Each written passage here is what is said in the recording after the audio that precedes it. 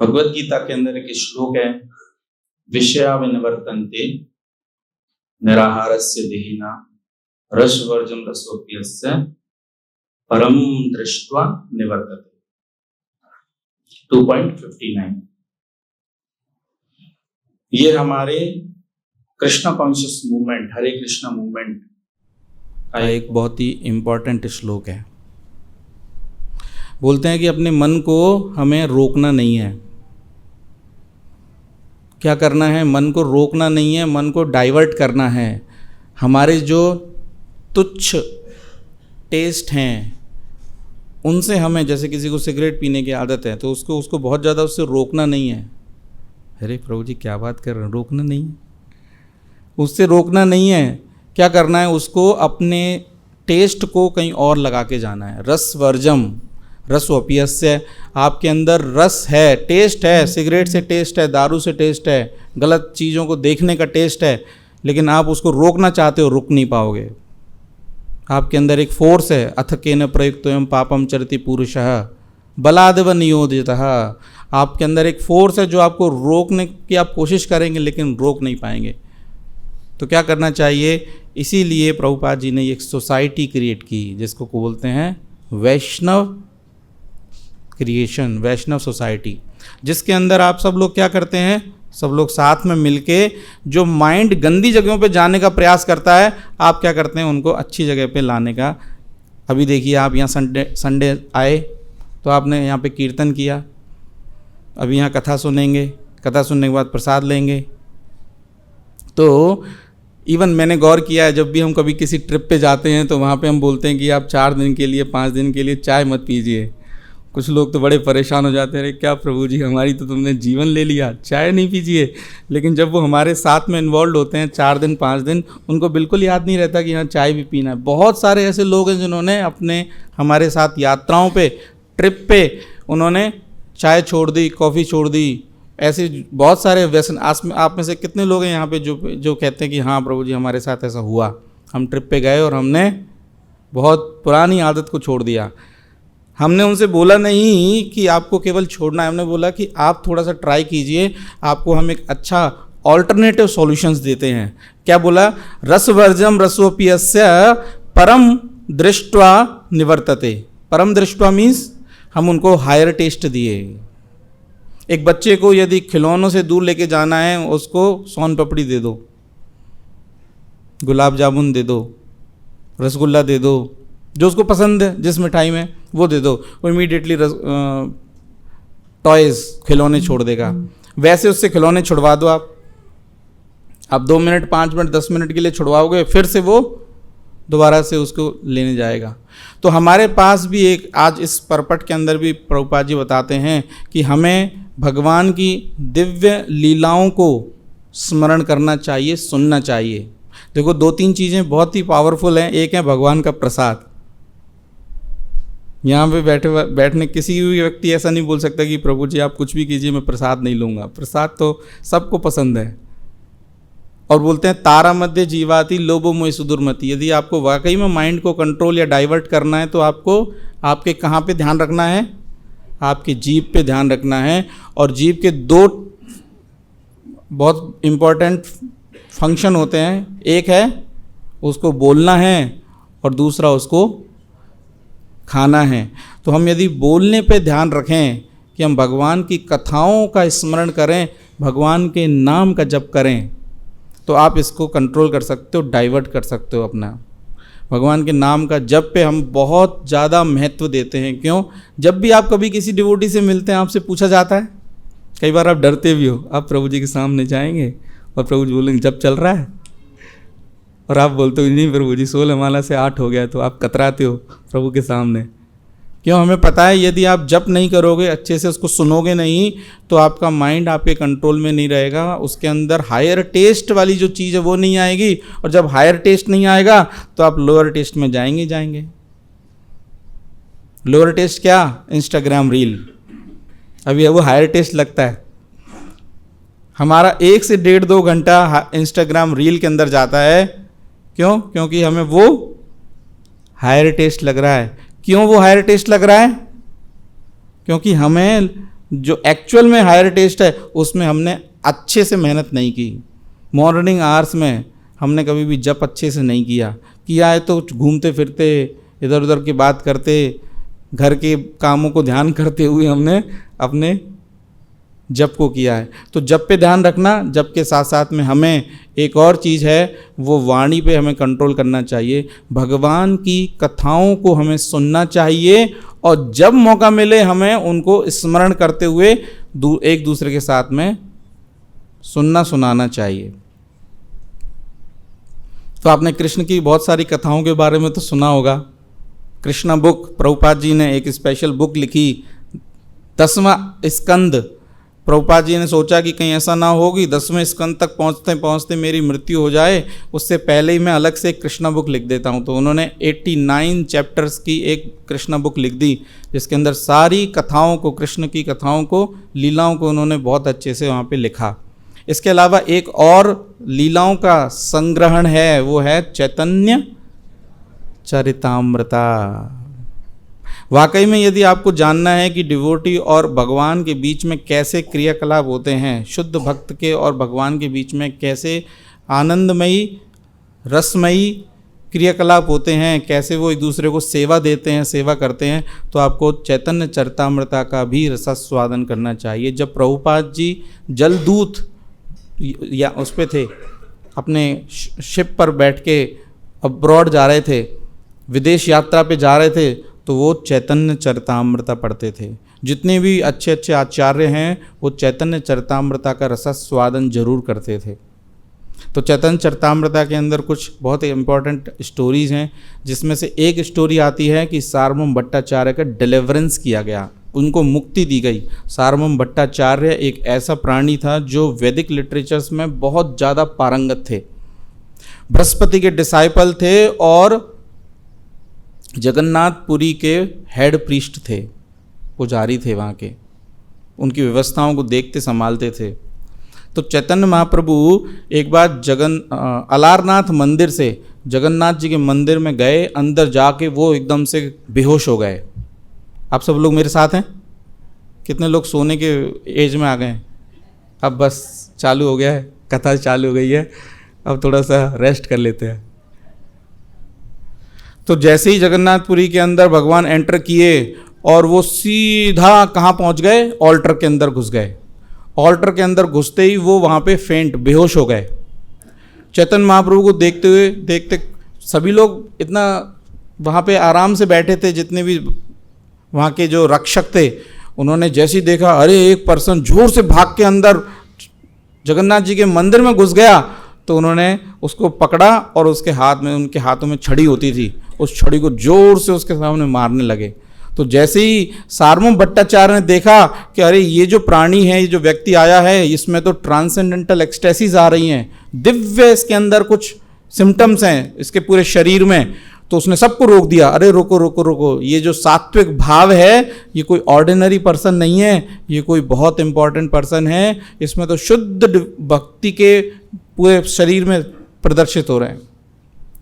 तो उन्होंने उनको रोका और सोचा कि अब इसका क्या किया जाए, अभी तो ऑफरिंग का भी टाइम हो रहा है। तो उन्होंने बोला कुछ साथ में अपने लोगों के साथ में लेके उसको अपने घर ले गए। अब सार्वभौम भट्टाचार्य बड़ा ही चिंतित हुए कि ना तो उनकी नाभि हिल रही है, ना उनका कुछ सांस आ रही है। उन्होंने लगा कि ये व्यक्ति तो चला गया। तो बड़ा ही उनको दुख हुआ कि ये हो क्या। उन्होंने क्या किया, छोटा सा एक कॉटन उनके नाक में लगाया और देखा कि वो कॉटन हिल रहा है। अब पीछे से उनके जो अलारनाथ से वो भागे भागे आ रहे थे, पीछे से उनके बहुत सारे भक्त भी उनके पीछे पीछे, भगवान बहुत तेज भागते थे, भगवान के पैर बहुत बड़े थे, भगवान भी बहुत बड़े थे। तो उनके पीछे पीछे उनके भक्त आगे पीछे पीछे आए। तो उन्होंने देखा कि अरे चैतन्य महाप्रभु कहाँ गए, चैतन्य महाप्रभु कहाँ गए। तो गोपीनाथ आचार्य ने ये सब दृष्टांत वहाँ देखा। गोपीनाथ आचार्य जैसे ही उस पूरे ग्रुप को देखे, और उसमें से मुकुंद को वो पहले से जानते थे, तो मुकुंद ने और दोनों की जब मीटिंग हुई तो वो बड़े खुश हुए और बोले कि अरे आप सब लोग कहाँ। उन्होंने बोला कि हमारे चैतन्य महाप्रभु आगे भागे भागे आ गए हैं और पीछे पीछे हम आ रहे हैं, हमें पता नहीं वो कहाँ गए। उन्होंने बोला कि मुझे पता है कि वो गोपीनाथ आचार्य के द्वारा, वो सार्वभौम भट्टाचार्य के द्वारा अपने उनके घर गए हैं। तो चलो मैं तुम्हें वहाँ लेकर चलता हूँ। और जैसे ही उनको ये पता चला कि सार्वभौम भट्टाचार्य के घर पे हैं, तो वो सभी लोग जगन्नाथ जी का दर्शन नहीं किए। उन्होंने बोला पहले चैतन्य महाप्रभु को देखते हैं कि वो कहाँ है। तो चैतन्य महाप्रभु के घर पहुँच गए। चैतन्य महाप्रभु को देखा कि वो अनकॉन्शियस पड़े हैं। तो गोपीनाथ आचार्य ने पहली बार भगवान को वहाँ देखा, थोड़ा तो उनको दुख हुआ, अरे भगवान ये क्या, ये लेटे हुए हैं। और दूसरा उनको खुशी भी हुई कि भगवान से मिलने का मौका मिला है। तो जैसे ही सार्वभौम भट्टाचार्य ने देखा कि ये सब लोग आ गए हैं, तो उनको अंदर घर पे बुलाया और बोला कि आप सब लोग बैठ जाइए। अब क्या हुआ, उनको पता था कि चैतन्य महाप्रभु को यदि कॉन्शियसनेस में लाना है, यदि उनको दोबारा से खड़ा करना है, तो क्या करना है, कीर्तन करना है। क्या करना है, हरि बोल, बोलिए हरि बोल, हरि बोल, हरि बोल। कीर्तन, सब लोग जोर जोर से कीर्तन करने लगे। अब जब लोग कीर्तन करने लगे तो चैतन्य महाप्रभु अपने नेचुरल कॉन्शियसनेस में आ गए। सार्वभौम भट्टाचार्य देखकर बड़े ही खुश हुए, बोले कि ठीक है। अब उन्होंने बोला जाओ तुम जगन्नाथ जी के दर्शन कराओ। तो नित्यानंद प्रभु जैसे ही भगवान के दर्शन किए, वो भी चैतन्य महाप्रभु की तरह एक्सटैटिक सिम्टम्स में आ गए। तो आसपास के जो भक्त थे उन्होंने बोला अरे तुम रुको, तुम एक्सटैटिक सिम्टम्स में मत जाओ। और उनको फिर भगवान की, जगन्नाथ जी की माला उनको दी गई। ये जब माला दी गई तो नित्यानंद प्रभु बड़े ही खुश हुए।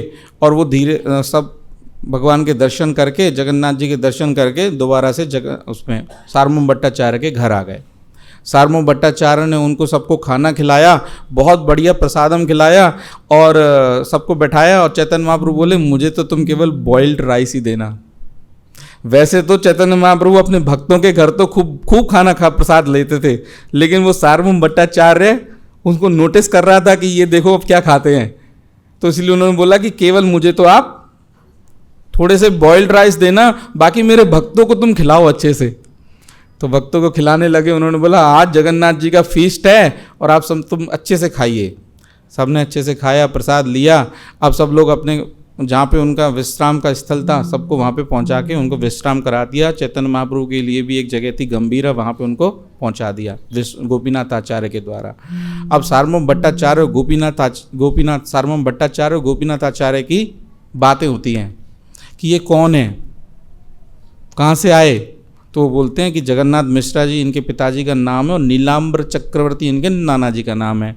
तो उन्होंने जैसे ही सुना नीलाम्बर चक्रवर्ती, सार्वभौम भट्टाचार्य बोलते हैं कि अरे मेरे पिताजी के तो क्लासमेट हैं ये, और ये जगन्नाथ मिश्रा जी को तो मैं जानता हूँ, अरे ये तो अपना ही बच्चा है। तो जब चैतन्य महाप्रभु के बारे में ये बात पता चली तो उनको और थोड़ा सा उनसे और बोले कि ये तो बड़ा मीक और हम्बल है, अच्छा इसके बारे में और बताओ।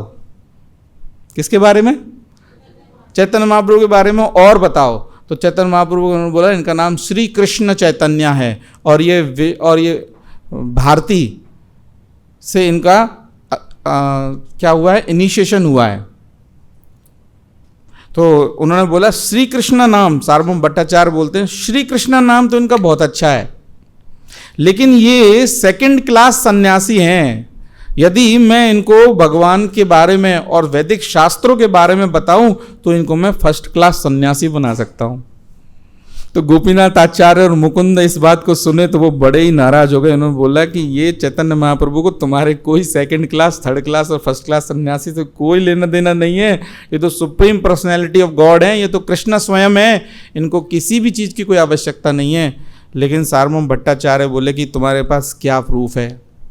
उनके सार्वभौम भट्टाचार्य के कुछ डिसाइपल्स भी वहाँ बैठे थे, तो वो हम तो लॉजिक और आर्ग्यूमेंट्स को जानते हैं, हम ऐसे कुछ नहीं जानते। चैतन्य महाप्रभु भक्त हो सकते हैं लेकिन कृष्णा नहीं हो सकते। तो मैं यहाँ पे कुछ अथॉरिटेटिव एक श्लोक लेकर आया हूँ जो बताते हैं कि चैतन्य महाप्रभु एक्चुअली में कृष्णा हैं। कई बार जब हम समुदाय में जाते हैं, सोसाइटी में जाते हैं तो भी लोग इसी तरह से बोलते हैं। इवन नदिया में भी कुछ ऐसे लोग थे जो ये कहते थे कि चैतन्य महाप्रभु भक्त तो हैं लेकिन वो कृष्ण नहीं है। हमारी समुदाय में हमें तो चैतन्य महाप्रभु के बारे में प्रभुपाद ने, आचार्य ने इतने अच्छे से समझाया है, बताया है, हम तो उस पर पूरा भरोसा करते हैं, लेकिन बाहर के लोग उस पर भरोसा नहीं कर पाते। तो ऐसे कुछ 6 से 7 प्लेसेस हैं जहाँ पे बताया गया है कि चैतन्य महाप्रभु स्वयं कृष्णा हैं।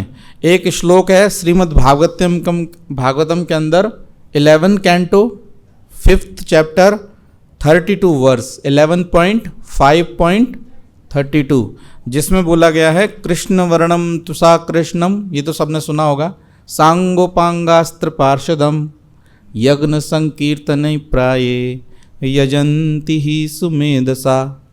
यजंती, यदि कोई वर्शिप करता है, मुझे संकीर्तन से वर्शिप करता है, तो वो बहुत ही इंटेलिजेंट पर्सन है। तो यहाँ पे बताया गया कृष्ण हैं जो काले स्वरूप में नहीं आए हैं, अकृष्ण रूप में आए हैं, और उनका क्या काम है, अपने सांगोपास्त्र जितने भी हमारे उनके जो सहयोगी हैं, नित्यानंद प्रभु, अद्वैताचार्य, श्रीवासाचार्य, गदाधर पंडित और भी जितने भी लोग हैं, उन सबके साथ में कि वो क्या करेंगे, यज्ञ संकीर्तन करेंगे। यज्ञ संकीर्तन प्राय यजंती ही सुमितसा। इसके अलावा मत्स्य पुराण के भी अंदर आ गया है।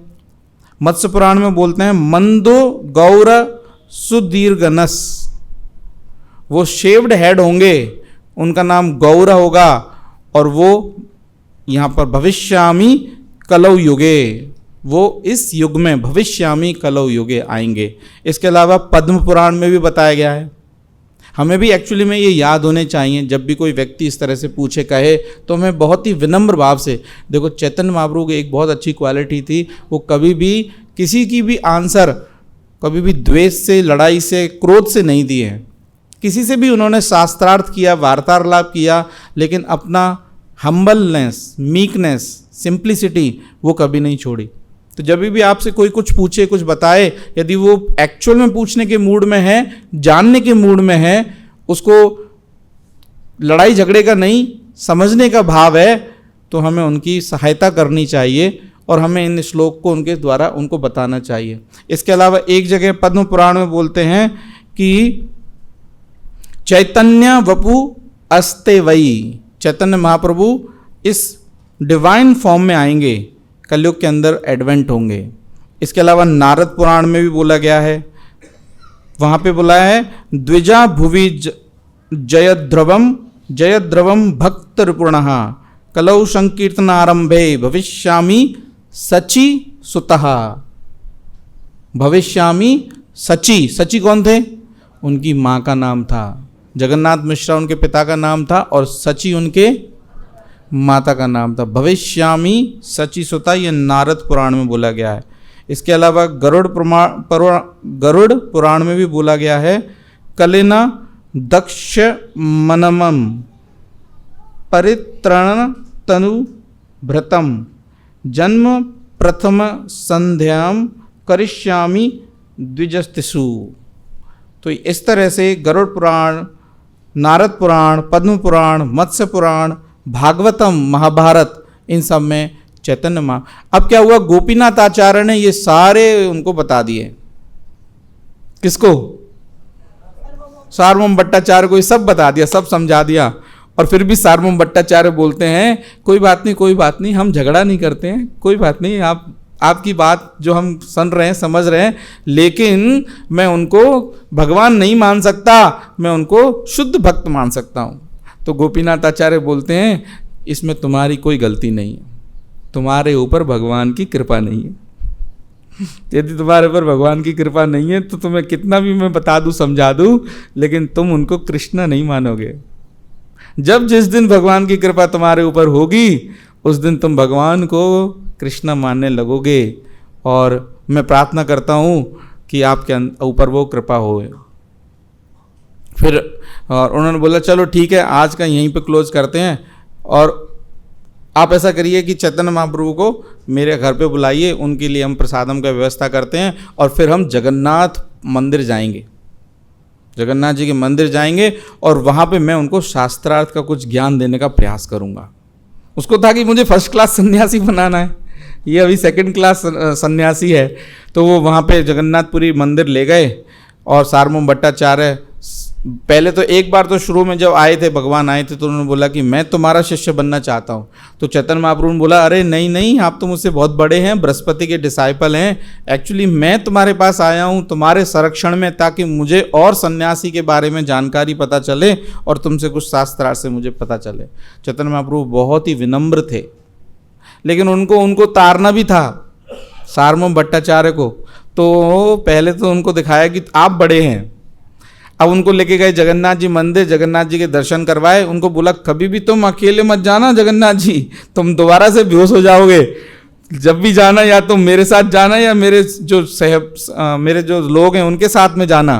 तो हाँ, चैतन्य महाप्रभु हर जगह हर टाइम उनके साथ में हाँ में हाँ मिलाते और उनके साथ में वो जगन्नाथ जी मंदिर गए, दर्शन किए। दर्शन करने के बाद उन्होंने बोला कि आओ बैठो, आज हम शास्त्रार्थ की बात करते हैं। तो 7 दिन तक लगातार चैतन्य महाप्रभु ने शास्त्रार्थ सुना और उसके बाद उनसे पूछा गया कि भाई तुमने कुछ सुना समझा? अरे नहीं सुना समझा और नहीं समझ में आया तो मुझसे पूछो कि क्या तुम्हें समझ में नहीं आया कि मैं दोबारा तुमको बताऊंगा। लेकिन चैतन्य महाप्रभु ने बोला जो तुमने बोला, संस्कृत के श्लोक तो सब समझ में आ रहे थे, लेकिन जो तुमने इसके बारे में बताया है, भावार्थ दिए, वो सब मेरे ऊपर से निकल गए। कुछ भी मेरे कानों में नहीं गया, ना मैंने जाने दिया।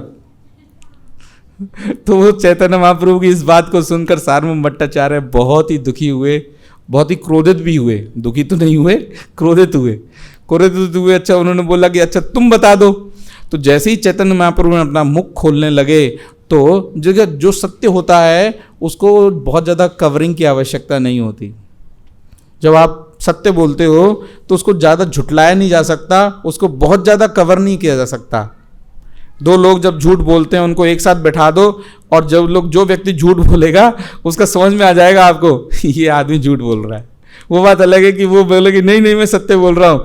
ऐसे ही जब सार्वभौम भट्टाचार्य ने जो भी इनके बारे में बताया था, चैतन्य महाप्रभु ने जैसे श्लोक के बारे में बताए गए, तो सार्वभौम भट्टाचार्य खुद बोलता है वाकई में आज जो तुमने बताया है वही इनका रियल परपट है, वही इनका रियल भावार्थ है। मैं तो पता नहीं क्या बोल रहा था, अब मैं आपकी शरण में आना चाहता हूँ। पहली बार उसने बोला कि मैं आपकी शरण में आना चाहता हूँ। और फिर वो उन्होंने एक चीज़ और बोली कि आज तक आपने जितने लोगों को भक्त बनाया होगा उससे कोई मतलब नहीं है, उससे कोई पता नहीं चलता कि आप कितने बड़े प्रभावशाली प्रीचर हो, लेकिन आज तुमने मुझे अपना भक्त बनाया है तो मैं कहूँगा कि तुम एक बहुत प्रभावशाली प्रीचर हो। तो चैतन्य महाप्रभु के पैरों में पड़ के उन्होंने भगवान का आशीर्वाद लिया और वहीं उनको 6 भुजा फॉर्म भगवान ने दिखाया। 6 भुजा फॉर्म में क्या क्या? एक तो राम जी का फॉर्म दिखा, एक कृष्ण का फॉर्म दिखा और एक सन्यासी का भी फॉर्म दिखाया गया। तो इसको बोलते हैं 6 भुजा फॉर्म, जो चैतन्य महाप्रभु ने सार्वभौम भट्टाचार्य को दिखाया। और अगले दिन वो अपने घर चले गए, सार्वभौम भट्टाचार्य को छोड़कर अपने घर चले गए। अगले दिन सुबह ही सुबह जगन्नाथ जी के दर्शन करके वो वापस आए और उनके हाथ में क्या था? प्रसादम था। किसके हाथ में? चैतन्य महाप्रभु के हाथ में प्रसादम था। और सार्वभौम भट्टाचार्य तो जगह भी नहीं थे, उन्होंने उनका नॉक किया। नॉक करने से जैसे ही उन्होंने देखा कि चैतन्य महाप्रभु प्रसादम लेके हाथ में आए हैं तो वो भगवान के प्रसाद के ऊपर ग्लोरिफिकेशन करने लगे। उन्होंने भगवान का प्रसाद लिया और उसको खा लिया।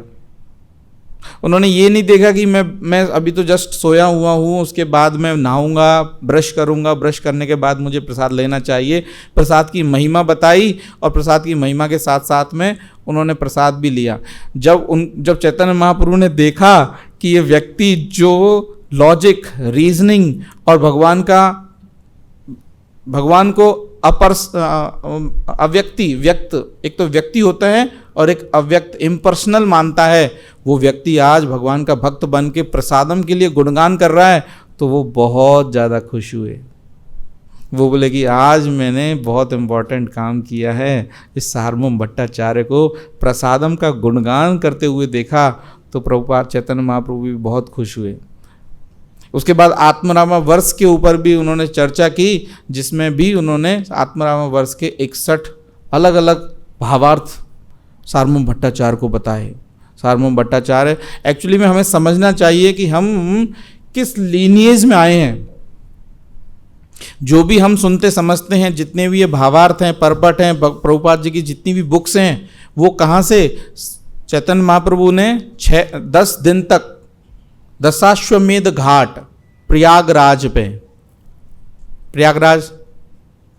इलाहाबाद प्रयागराज दशाश्वमेध घाट 10 दिन तक रूप गोस्वामी सनातन गोस्वामी को सारे सब कुछ बताया था। जैसे अर्जुन को ज्ञान दिया गया था कृष्ण ने, ऐसे ही सेम उसी तरह से ही 10 दिन तक, वो तो 45 मिनट ही दिया था अर्जुन को, तो केवल और केवल 45 मिनट ही दिया। यहाँ 10 दिन तक लगातार ज्ञान दिया गया दशाश्वमेध घाट पे।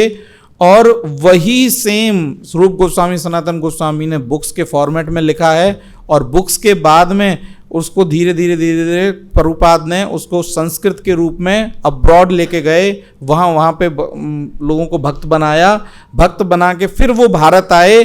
और फिर हम सब लोग आज वेस्टर्न को फॉलो करते हैं ना, हम सब लोग, हमको जो हमारे घर में मिलता है, हम जब अपने आसपास के लोगों को चैंटिंग करते देखते हैं तो हम मजाक उड़ाते हैं, लेकिन जब कोई अंग्रेज चैंटिंग करता है तो हमें लगता है कि हाँ ये चैंटिंग कर रहा है, अरे ये इतने अच्छे कपड़े पहनता है, अरे ये तो साड़ी पहनते हैं, हम सूट सलवार पे आ गए, हम स्कर्ट्स पे आ गए, हम फ्रॉक पे आ गए, और ये लोग साड़ी पे आ गए। तो फिर हमारे मति, हमारी बुद्धि थोड़ी सी सही होती है, अच्छा मुझे इनके साथ में मुझे भक्त बनना चाहिए। तो हम उस लीनिएज के हैं जहाँ चैतन्य महाप्रभु ने आत्मरामा वर्ष को, जहाँ पे 7 दिन के बाद सार्वभौम भट्टाचार्य को उसको चेंज कर दिया, बौद्ध भिक्षु को चेंज कर दिया, प्रकाशानंद सरस्वती को चेंज कर दिया। वो एक कथा मैं आपको सुनाता हूँ। रथ यात्रा, अब क्या हुआ, सार्वभौम भट्टाचार्य भगवान के भक्त बन गए, भगवान के भक्त बन गए। ये काम हुआ माघ में, माघ मतलब फरवरी। सार्वभौम भट्टाचार्य को उन्होंने भक्त बना दिया। भक्त बनाने के बाद उनका अगले उसमें उन्होंने रथ यात्रा देखी, रथ यात्रा कर ली। रथ यात्रा के बाद उन्होंने सार्वभौम भट्टाचार्य को भक्त बना दिया। उसके बाद उनका मन हुआ कि अब मुझे दक्षिण की यात्रा करनी है। दक्षिण की यात्रा करनी है, क्यों? क्योंकि वहां पे बहुत सारे ऐसे लोग थे जो भक्त बनने लायक थे, तो उन्होंने सोचा कि इन सबको मुझे भक्त बनाना है और इसलिए मुझे दक्षिण की यात्रा करनी है। अब चैतन्य महाप्रभु ने सोचा कि जो मेरे जितने भी भक्तगण हैं, इनको यदि मैं ये बात बताऊंगा तो ये तो बड़े ही दुखी होंगे। कौन? जितने भी उनके भक्तगण थे, वो चैतन्य महाप्रभु से बहुत प्यार करते थे, उनके साथ हमेशा कीर्तन, प्रसादम, कथा का स्मरण ये सब किया करते थे, इतना ज़्यादा लीन रहते थे चैतन्य महाप्रभु के साथ में। अब जैसे ही उनको पता चलेगा कि चैतन्य महाप्रभु दक्षिण यात्रा जा रहे हैं, और वो भी किसी को लेके नहीं जा रहे हैं, अकेले जाना चाहते हैं, तो जब अकेले जाना चाहेंगे तो चैतन्य महाप्रभु को जैसे ही ये इन सबको पता चलेगा, वो बड़े दुखी होंगे। तो उन्होंने सबको बुलाया और बोलता है कि मुझे तुमसे एक चैरिटी चाहिए, मुझे छोटा सा एक दान चाहिए। वो है कि मैं दक्षिण की यात्रा करना चाहता हूँ, कि मेरा जो, अब उनको पता था कि ऐसे तो मुझे जाने देंगे नहीं, तो उन्होंने बोला कि मेरा जो भाई है विश्वरूप, वो दक्षिण की तरफ गया हुआ है, मुझे उसको खोजना है। उनको पता था कि विश्वरूप का वैसे ही मृत्यु हो गई है, लेकिन फिर भी उन्होंने क्या बोला कि मुझे उसको खोजने जाना है। तो मैं चाहता हूँ कि आप सब लोग मुझे आशीर्वाद दें और मुझे इस यात्रा के लिए जाने के लिए कहें। तो नित्यानंद प्रभु ने बोला, अरे ये क्या बात कर रहे हैं आप, कम से कम 3-4 लोगों को तो साथ में लेके चाहिए। रास्ते में बहुत सारे डाकू मिलेंगे, चोर मिलेंगे, उचक्के मिलेंगे, और आप जब एक्सटैटिक सिम्टम्स में आ गए तो कौन संभालेगा आपको? एटलीस्ट, और कोई नहीं तो मैं चलूंगा, मैं सारे दक्षिण यात्रा करके आया हूँ, मुझे सब पता है कि कौन सी क्या जगह है, क्या प्लेस है, मैं सब तुम्हारे साथ में हेल्प कर दूंगा। लेकिन चैतन्य महाप्रभु बोलते हैं, मैंने देख लिया, तुम सबको मैंने देख लिया। जब मैं वृंदावन जा रहा था तो तुमने मुझे अद्वैत आचार्य के घर ले गए थे, और जब मैं यहाँ जगन्नाथ जी आ रहा था तो तुमने मेरा डंडा तोड़ दिया, उनका जो सन्यास का जो डंडा था वो भी तुमने तोड़ दिया। और ये मुकुंद है, ये तो ऐसा है कि मुझे कहता है कि तुम इंद्रिय तृप्ति करो भगवान, और जब मैं इसकी बात नहीं मानता तो मुझसे नाराज हो जाता है और 3 दिन तक नहीं बोलता ये। और दूसरा ये दामोदर, ये ऐसा है कि ये भी चाहता है कि मैं सब खाना पीना सब करूं, मैं तो हूं सन्यासी, कुछ खाने लगूंगा तो ये सब लोग मुझे बार बार कहेंगे कि अरे सन्यासी होकर खाता है, लेकिन ये तो कृष्णा कॉन्शियसनेस में बहुत आगे हैं, इनको तो कोई फर्क नहीं पड़ता, इनको कोई सोशल एटिकेट्स की आवश्यकता नहीं है, लेकिन मैं तो सन्यासी ठहरा, लेकिन जब मैं इसकी बात नहीं मानता तो ये बहुत लोग नाराज़ होते हैं, इनको अंदर से दुखी होती है। एक मेरा भक्त है, इसकी जब मैं अब मैं तो लेटता हूँ धरती पे, मैं तो बहुत कम खाता हूँ, बहुत सीवियर ऑस्टेरिटी तपस्या करता हूँ, लेकिन जैसे ही इसको पता चलता है तो ये मुझे इन तपस्या के कारण इसको दुख होता है और इसको देखकर मुझे ज़्यादा दुख होता है। इसीलिए मैंने डिसाइड किया है कि मैं किसी को तुमको मैं अपने साथ लेकर नहीं जाऊंगा। तो नित्यानंद प्रभु बोले कोई बात नहीं। एक और चीज़ उन्होंने बोला पहले, इन सबको बोलने से पहले, एक्चुअली मैं तो डांसर हूँ और तुम सब मेरी वायर खींचते हो मेरा, तुम जैसे चाहते हो मुझे नचाते रहते हो, लेकिन अब मैं ऐसे नहीं नाचूंगा, अब मैं अकेला ही जाऊंगा। तो नित्यानंद प्रभु ने सोचा कि भगवान तो बड़े ही अटल हो गए हैं, नहीं मानना चाहते। उन्होंने सोचा कि अच्छा भगवान, एक मेरी बात मैं आपके सामने रखता हूँ, आपको मानना है तो मानिए, नहीं तो आप तो स्वतंत्र हैं, जो करना चाहोगे करोगे। देखो ये हमें सीखना चाहिए, जब भी हम अपने बड़ों से कुछ भी बोलें, हमें इस भाव में बोलना चाहिए कि वो बात माने और ना भी माने। कई बार हम ऐसे बोलते हैं अपने सीनियर वैष्णवास से, अपने डिवोटीज से, किसी से भी, कि हमको उनकी अपनी बात मनवानी है। कभी भी चैतन्य महाप्रभु के सामने कोई भी इतनी तेज नहीं बोला, चाहे वो छोटा ही क्यों ना हो, चाहे वो बड़ा ही क्यों ना हो, चाहे वो उनका कलीग्स ही क्यों ना हो, लेकिन हमेशा उनके सामने यही बोला कि भगवान मैं आपके सामने एक छोटी सी प्रार्थना करना चाहता हूँ, यदि आपको स्वीकार हो तो स्वीकार करना, वरना आप स्वतंत्र हैं, आप जो करना चाहोगे वो तो करोगे ही। ऐसे एक बार किंग प्रतापरुद्र के रूप में भी हुआ। सार्वभौम भट्टाचार्य भगवान के सामने गए और बोले मैं आपके सामने एक छोटी सी प्रार्थना रखना चाहता हूँ, आप छोटा सा बस सुन लीजिए। उनको पता था भगवान क्रोध होने वाले हैं, जैसे मैं किंग प्रतापरुद्र के बारे में बोलूंगा तो भगवान जैसे राजा सुनेंगे वो खलबली हो जाएगी, गुस्से में आ जाएंगे, लेकिन फिर भी प्यार से बोलने के प्रयास किया। ऐसे ही हमें भी हमारे जीवन में सोचना चाहिए कि हम अपने इवन परिवार में भी बैठे हैं या हम समाज में बैठे हैं, कोई भी बड़ा व्यक्ति सिंसियर सीनियर डिवोटी हमसे है तो हमें उनके साथ में विनम्रता भाव से ही अपनी बात रखनी चाहिए और इस मूड में रखना चाहिए कि वो बात सुने, कई बार ना भी सुने, दूसरा सुन लिया तो वो माने या ना भी माने, वो है रियल विनम्रता। तो नित्यानंद प्रभु ने उनको बोला कि मैं आपके सामने एक छोटी सी बात रखना चाहता हूं। देखो ये कृष्णदास काला कृष्णदास है, ये काला कृष्णदास है। देखो आप जब भी सन्यास के रूप में जाओगे तो आपके पास 3 चीज़ होनी चाहिए। एक तो वाटर पॉट होना चाहिए, पानी का जो कुछ जल होना चाहिए, और एक आपके लॉइन क्लोथ होना चाहिए, कहीं बैठो तो ऐसा होना चाहिए, और तीसरा आपके एक्सटर्नल गारमेंट्स भी होने चाहिए। अब आप बताओ जब आप जाओगे तो एक हाथ में तो आपके माला होगी, देखो कैसे भगवान को ट्रिक कर रहे हैं, एक हाथ में तो क्या होगी आपकी माला होगी, आप भगवान के नाम का जप करोगे और दूसरी हाथ से आप काउंट करोगे। यहाँ एक बात और पकड़ने की है, कुछ लोग बोलते हैं ना माला की क्या जरूरत है, काउंटिंग करने की क्या जरूरत है। अरे स्वयं चैतन्य महाप्रभु माला कर रहे हैं और काउंटिंग कर रहे हैं, स्वयं कृष्णा माला कर रहे हैं और काउंटिंग कर रहे हैं। तो हमें भी इसी तरह से आचार्य भी हैं जो कितने भी, चाहे हरिदास ठाकुर ही हैं, 22 घंटे जप करते थे लेकिन उसको काउंट करते थे। तो सार्वभौम नित्यानंद प्रभु ने उनको बोला कि आपके दोनों हाथों में तो ये रहेगा, तो इनको कौन संभालेगा। तो ऐसा करिए, आप एक ब्राह्मण रखिए और एक ये काला कृष्णदास रखिए, ये दोनों आपसे चू तक भी नहीं बोलेंगे। हम सब तो आपको पकड़ते हैं, किस बोलते हैं, ये बोलते हैं, लेकिन ये 2 लोग आपसे कुछ भी नहीं बोलेंगे। आपको जो करना है वो करिए, लेकिन ये आपके साथ में पीछे पीछे आपकी हेल्प करते रहेंगे। नित्यानंद प्रभु की बात सुनकर चैतन्य महाप्रभु ने बोला चलो ठीक है, आप बोलते हैं तो। अब वो वहां से कहाँ पहुंच गए, सार्वभौम भट्टाचार्य के घर पहुंच गए और सार्वभौम भट्टाचार्य के सामने बोलते हैं कि मैं तुमसे एक छोटी सी प्रार्थना करना चाहता हूं।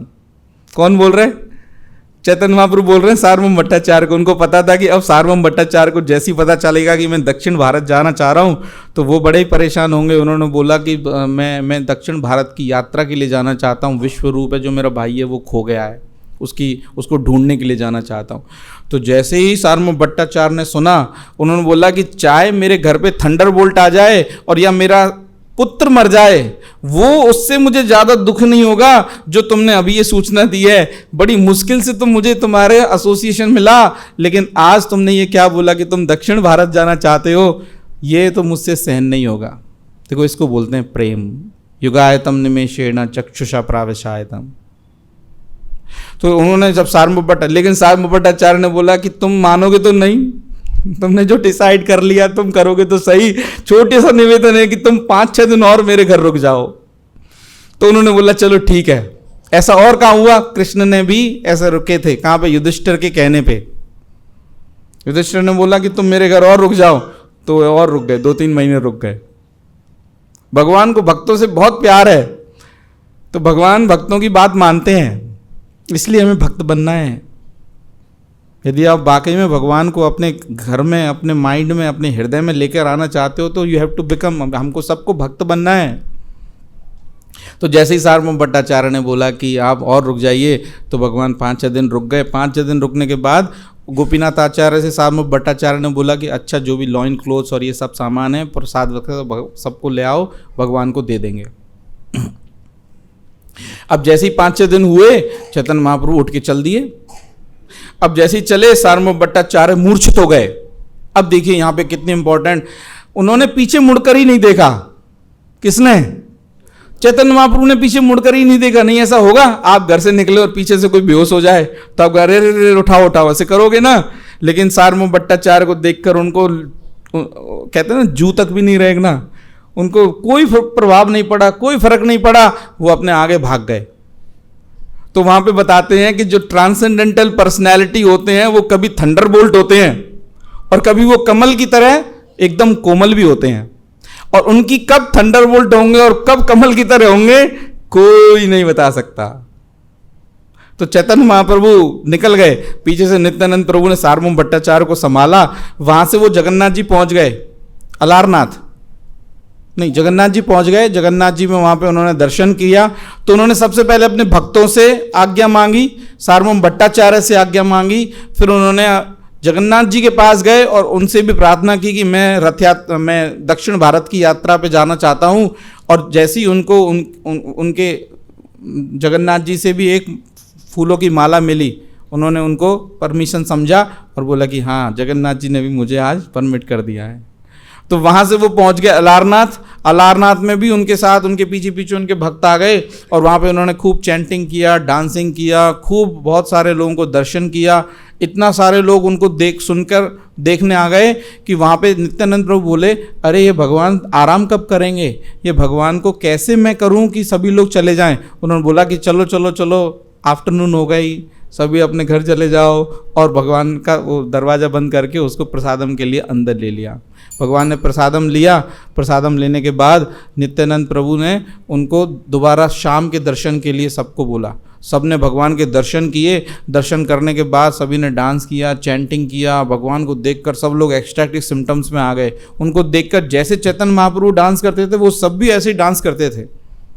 वो एक अलग ही दौर था जिसमें हर कोई व्यक्ति जो भी चैतन्य महाप्रभु को देखे वो इतना डांस कीर्तन करते थे। और चैतन्य महाप्रभु ने फिर उनको बोला कि अच्छा, तुम सभी भगवान के भक्त बनो और सबको भगवान का प्रीचिंग करो, भगवान के बारे में बताओ। तो वहाँ से ऐसे जैसे उन्होंने सार्वभौम भट्टाचार्य को छोड़ा था, वहाँ से भी भगवान उनको छोड़कर सब आगे निकल गए। अब पीछे से वो भी मूर्छित हो गए, वो भी बेहोश हो गए, जितने भी भक्त थे भगवान के। और वो वहाँ से सीधा पहुँचे कूर्म क्षेत्र, एक जगह है कूर्म क्षेत्र पे। वहाँ पे उन्होंने, पुजारी ने उनको ऑफरिंग दिया। ऑफरिंग देने के बाद वहाँ पे उनको एक ब्राह्मण मिला जिसका नाम था कूर्म ब्राह्मण। कूर्म ब्राह्मण ने पहली बार जब भगवान को देखा तो वो इतना खुश हुआ, बोला कि मेरे घर का आज सारा पवित्र हो गए। भगवान आइए मेरे घर में, मैं आपको प्रसाद खिलाना चाहता हूँ और मेरी एक छोटी सी मेरे अंदर इच्छा है, अब मैं ये सब घर बार छोड़ के मैं आपके साथ जाना चाहता हूँ। तो यहाँ बहुत अच्छी एक इम्पॉर्टेंट बात चैतन्य महाप्रभु बोलते हैं कि नहीं नहीं, तुम्हें घर छोड़कर नहीं जाना है, तुम यहीं पर रहो, मैं जो निर्देश देता हूँ वो फॉलो करो और निर्देश देने के बाद जो भी तुम्हें मिले उनसे भगवान की भक्ति के बारे में, भगवत गीता और भागवतम के बारे में और चैंटिंग जप के बारे में करो। तुम गृहस्थ लाइफ में भी रहोगे, लेकिन गृहस्थ लाइफ की कोई भी परेशानी तुम्हें नहीं आएगी। ये प्रपट में प्रभुपाद जी के एक में 129, 30, 31, 32, 127 सातवां चैप्टर है ये मध्य लीला का, इसमें आप जरूर से पढ़ना। 127, 128, 129, 130 ये 4-5 के परपट्स हैं, उसमें आप जाना और आपको बहुत बहुत अच्छी अच्छी चीज़ें वहाँ से निकल मिलेगी। पहला तो उन्होंने बोला कि हर व्यक्ति को हमेशा इस ग्रस्त लाइफ में नहीं रहना चाहिए। जैसे ही ब्राह्मण ने बोला कि मैं छोड़ना चाहता हूँ, तो उसके परपट में भगवान बताते हैं प्रभुपाद कि हमें भी इस तरह का रखना चाहिए कि 50 साल के बाद मैं एक वानप्रस्थ आश्रम टाइप में रहूँगा।